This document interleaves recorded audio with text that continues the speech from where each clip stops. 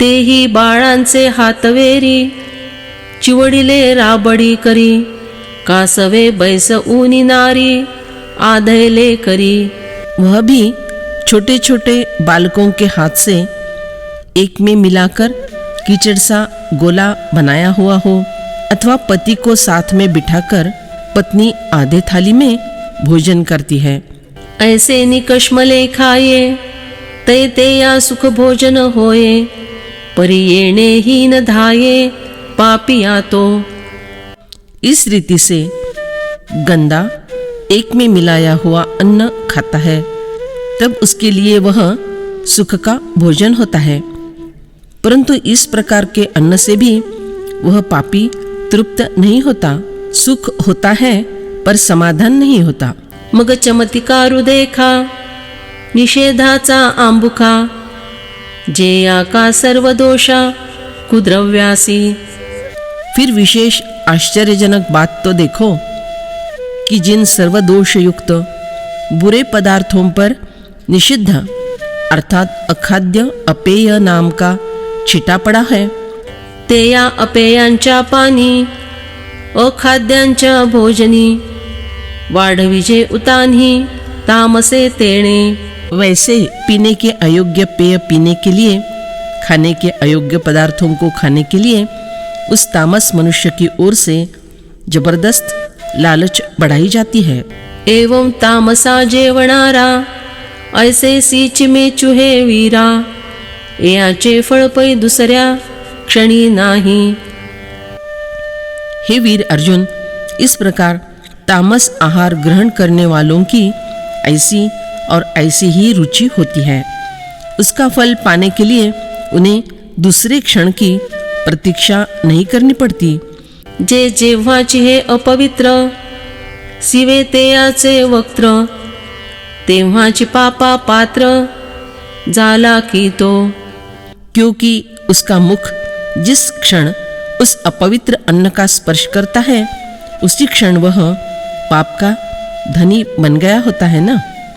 या परवते जे जेवी, ते जेविती वोजन म्हणावी, पोटी भरती जाणावी, यातनाची ते। तदनंतर की बात कहना तो यह है कि वह जो जीमता है उसे जीमने की रीत नहीं कहनी चाहिए, बल्कि वह तो पेट की खलगी में भरी जाने वाली यातना ही है, ऐसा समझो। सिर लावे काई होये, का आगे रिगता कैसे आहे, हे जाणावे काई पाहे, सहा तुची असे। सिर काटने से क्या होता है अथवा आग में प्रवेश करते समय कैसा लगता है, इस बात को यदि तुम जान लेना चाहते हो तो उसकी ओर देखो। वह ये सारी यातनाएं भी सहता ही चलता है। म्हणून तामसा अन्ना, परिणाम पाहेसिना, न सांगोची अर्जुना, देवो म्हणे। देव कहते हैं कि हे अर्जुन, अरे इसलिए तामस अन्न का परिणाम इस प्रकार का तामस होता है, देख लो, उसे अलग करके बतलाऊंगा नहीं।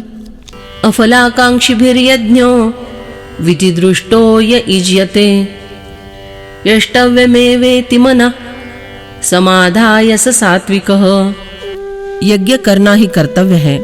इस तरह मन को समाधान अर्थात संतुष्ट करके फलेच्छा रहित मनुष्यों द्वारा जो शास्त्र विधि से नियत यज्ञ किया जाता है वह सात्विक है। आता यावरी आहाराची परी, यज्ञो ही अवधारी त्रिधा असे। अब इसके बाद आहार की तरह यज्ञ भी त्रिविध होते हैं, ध्यान दो। परी ती माझी प्रथम, सात्विका यज्ञाचे वर्म, ऐक पासु महिम शिरोमणी। परंतु हे उत्तम कीर्तिमान पुरुषों में श्रेष्ठ अर्जुन, हाँ, तो इन तीनों में से पहले सात्विक यज्ञ का रहस्य सुनो। तरी एक पुरुषोत्तमु, वाचूनि वाढो नेदी कामू, जैसा कामनो धर्मू पतिव्रतेचा। जिस प्रकार पतिव्रता स्त्री की मनोवृत्ति एक पति में ही स्थित होती है। उसी प्रकार सात्विक वृत्ति अपनी कामना एक पुरुषोत्तम के अलावा कहीं अन्यत्र बढ़ने नहीं देती। विषय तो त्यांचा झाला नारायण. तुकाराम महाराज. नाना सिंधू ते टाकुनी गंगा, पुढान करीची निगा, का आत्मा देखोनी उगा, वेद उठेला. अथवा सागर को छोड़कर गंगा आगे अर्थात कहीं अन्यत्र निकल जाने के मार्ग का अवलंब करती ही नहीं, अथवा आत्मदर्शन हो जाने पर वेद निशब्द होकर रहा. तैसे जे आपुल्या हिती, बेचवनिया चित्तवृत्ती, नुरतीची अहंकृती फळा लागी. उसी प्रकार जो अपने कल्याण के लिए अपनी चित्तवृत्ति खर्च करते हैं तथा फल की आशा रखकर मैंने यह कर्म किया है, इस प्रकार की अहम भावना के साथ वे बिल्कुल ही नहीं रहते. पातले या झाडाचे मूळ, मागवते सरो नेणे जळ, जिरेची का केवळ तेयाच्या अंगी. जिस प्रकार वृक्ष की जड़ तक आ पहुंचा हुआ जल फिर कभी पीछे हटना जानता ही नहीं, बल्कि केवल उस वृक्ष के अंग में ही समा जाता है ना. तैसे वांग मनोदेही, यजन निश्चयाच्या ठाई, हार पाऊनी जे काही वांछी तिना. उसी प्रकार जो काया वाचा और मन से यज्ञ कर्मों में दृढ़ भावना रखकर उसी में समरस हो जाते हैं और फल संबंधी कोई कामना रखते ही नहीं. तिही फळवांच्या त्यागी, स्वधर्मो वाचून जो विरागी, कि जे तो यज्ञ सर्वांगी अलंकृतो.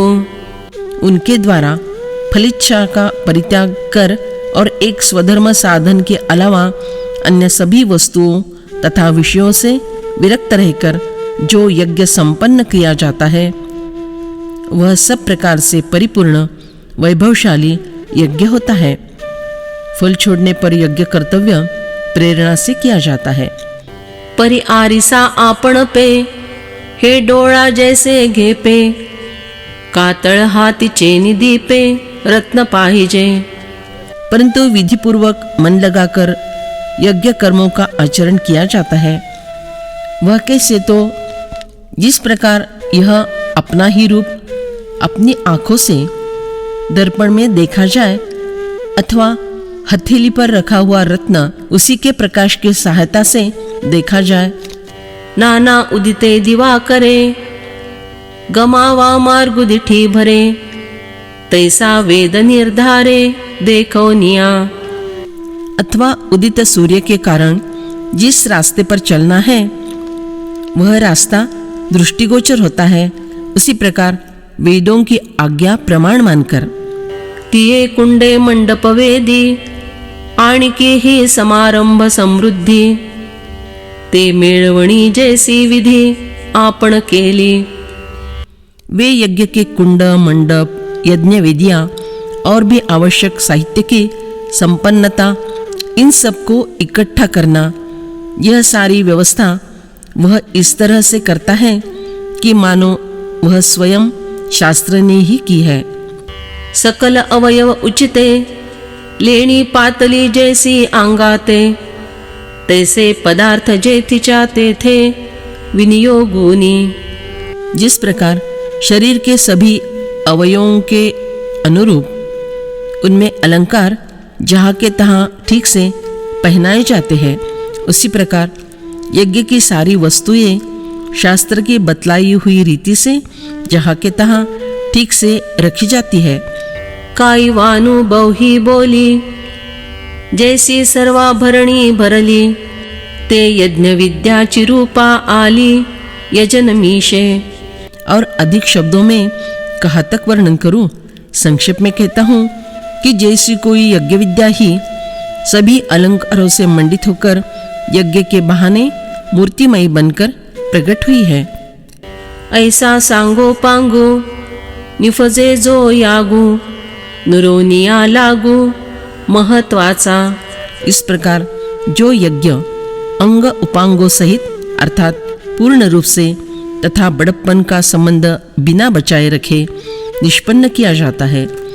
प्रतिपाळू तरी याचा चौपाटी की जे तुळसीचा परिफळ फूल छायेचा आश्रो नाही। इस यज्ञ का संभाल तो इस प्रकार किया जाता है कि जिस प्रकार वृंदावन में मिट्टी के चौकोर गमले में तुलसी का किया जाता है, परंतु तुलसी से फल फूल या छाया इनके आश्रय की अपेक्षा नहीं की जाती। किंबहुना फळाशे विण ऐसिया निगुती निर्माण होये तो यज्ञ जाण सात्विकुगा। और अधिक क्या कहूँ, परंतु फलेच्छा के बिना पूरी कुशलता से जो यज्ञ निष्पन्न होता है उसे सात्विक यज्ञ समझो। अभिसंधाय तु फलं दंभार्थमपि चैव यत् इज्यते भरतश्रेष्ठ तौ यज्ञो विद्धि राजसम। परंतु हे भरतश्रेष्ठ अर्जुन, जो फल की इच्छा को लेकर ही किया जाता है अथवा दंभ दिखावटीपन के लिए भी किया जाता है, उस यज्ञ को तुम राजस समझो। आता यज्ञ की रविरेशा करी तरी एयाची ऐसा परिश्रद्धे लागी जैसा आवंतिला रावो। हे वीर श्रेष्ठ अर्जुन, अब राजस मनुष्य यज्ञ करता है तो वह सात्विक यज्ञ के समान ही होता है, परंतु जिस प्रकार किसी मनुष्य ने राजनिष्ठा दिखलाने के लिए राजा को निमंत्रण दिया हो। जे राजा जरी घरासी ये तरी बहु उपेगा जाये आणि कीर्ती ही होये श्रद्धा न ठके। तो फिर यदि राजा मेहमान बनकर अपने घर पधारे तो उनका आना बहुत उपयोग का होगा और कीर्ति भी हो जाएगी और फिर राजनिष्ठा में भी कोई कमी नहीं आएगी। तैसा मनी धरून आवाका म्हणे स्वर्ग जोडेल आसिका दीक्षितु होई न मान्य लोका घडेल यागू। इस प्रकार मन में उम्मीद रखकर राजस यज्ञ करता स्वर्ग मुझे मिल जाए ऐसी अपेक्षा करता है। वह कहता है, लोगों में दीक्षित के रूप में मान्यता पा लूंगा और यज्ञ भी संपन्न होगा। ऐसी केवळ पै फळा लागी महत्व फोकारावे या जगी पार्था निष्पत्ति जे यागी राजसते। हे अर्जुन, इस प्रकार केवल फल प्राप्ति में और अपने बड़प्पन का ढिंढोरा पीटने में जिस यज्ञ की परिणति होती है वह राजस यज्ञ होता है। फलाशा रजोगुण का स्वाभाविक दोष है, परंतु दंभ यह उसकी हीन परिणति है। फलाशा से साधना का पारमार्थिक स्वरूप लुप्त हो जाता है, परंतु दंभ से साधना की बाधा ही होती है। गीताई चिंतनिका। विधिहीनम सृष्टान्नम मंत्रहीनम दक्षिणम श्रद्धा विरहितं यज्ञं तामसं परिचक्षते। शास्त्र विधि से हीन, अन्नदान से रहित, बिना मंत्रों के, बिना दक्षिणा के और बिना श्रद्धा के किए जाने वाले यज्ञ को तामस कहते हैं। आणि पशुपक्षी विवाही जोसी कामा परवता नाही तैसा तामसा यज्ञा पाही आग्रोची मूळ। और देखो, पशु पक्षियों के विवाह में विषय वासना के अलावा दूसरा कोई जोशी उपस्थित नहीं रहता। उसी प्रकार तामस यज्ञ का कारण एकमात्र आग्रह ही होता है। वारे या ऐसा अवाटु होये मरणा मुहूर्तु पाहे का निषिद्धासी न बिहे आगी जरी। वह तामसी मनुष्य वायु के समान टेढ़े मार्ग से जाने वाला होता है। मरण के लिए क्या कभी मुहूर्त का उदय होता है? अथवा जैसी आग वैसा वह निषिद्ध कर्मों से नहीं डरता। तरी तामसाचे या आचारा विधीचा आथिना वोढावारा म्हणून तो धनुर्धरा उच्छृंखळू। साथ ही तामस पुरुष के आचरण को शास्त्र विधि से कोई दिलचस्पी नहीं होती अथवा शास्त्र विधि का स्पर्श नहीं होता, इसलिए हे अर्जुन, वह बंधन रहित आचरण करने वाला होता है।